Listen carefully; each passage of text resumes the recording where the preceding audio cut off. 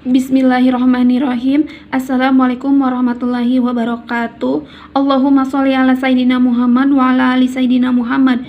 Perkenalkan, nama saya Farina Fitriah Salsabil dengan NIM 12570100020. Pada video kali ini saya akan menjelaskan mengenai definisi ruang vektor namun secara formal.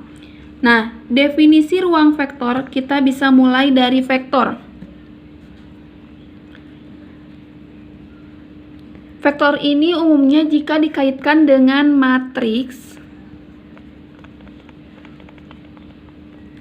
Nah, ada vektor kolom,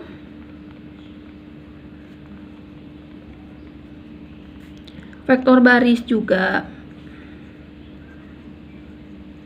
Ada vektor baris. Nah, misal kita mempunyai anggota A dengan anggota X, Y. Nah, ini tuh disebut dengan vektor baris.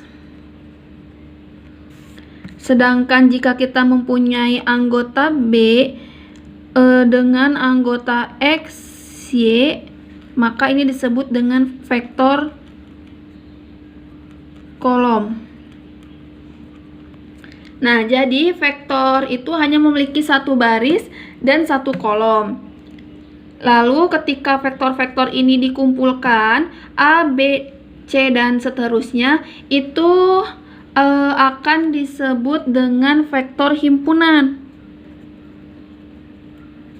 Vektor himpunan.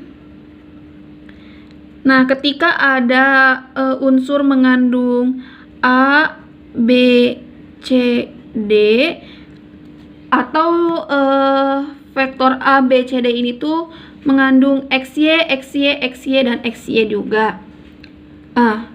Kalau kita tulis ini bisa jadi V sama dengan A, B, C, D, di mana A, B, C, D ini kita sebut sebagai vektor dan V ini sebagai himpunan vektor.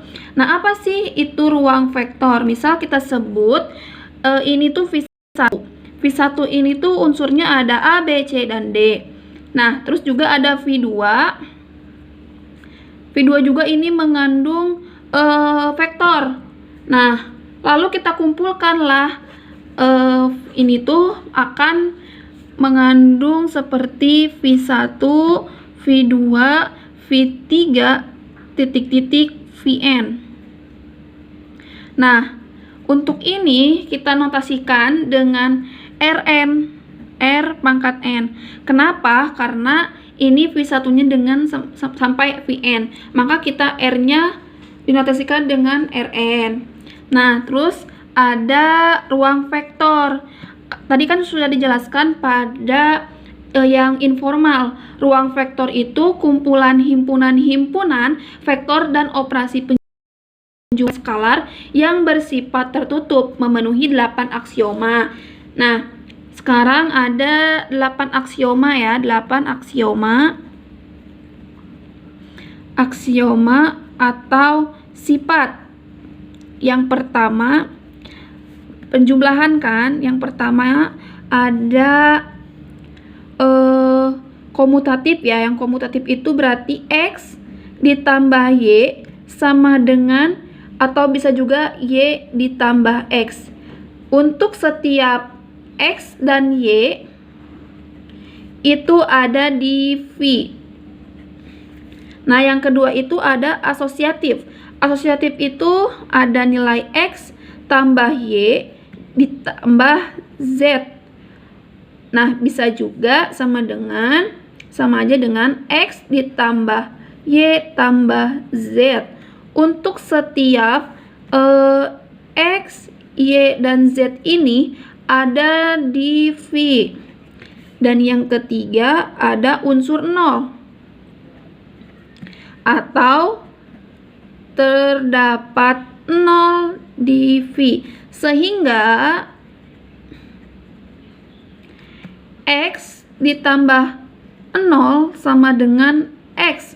Untuk setiap X elemen V V. Dan yang keempat ada inverse V, atau untuk setiap X elemen V, maka terdapat elemen V itu sendiri menyebabkan X tambah negatif X sama dengan 0. Nah, terus yang selanjutnya ada perkalian skalar. Yang pertama itu distributif penjumlahan vektor. Nah,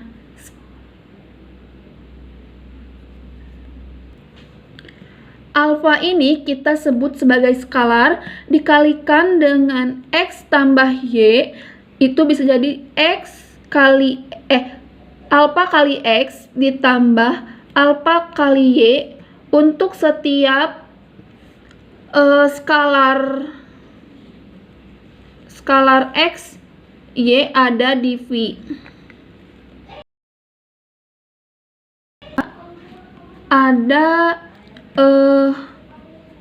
alfa ditambah beta dikali X bisa jadi alfa dikali X ditambah beta kali X. Ini distributif jumlah skalar. Dan yang ketiga ada alfa beta dikali X sama dengan alfa kali beta X.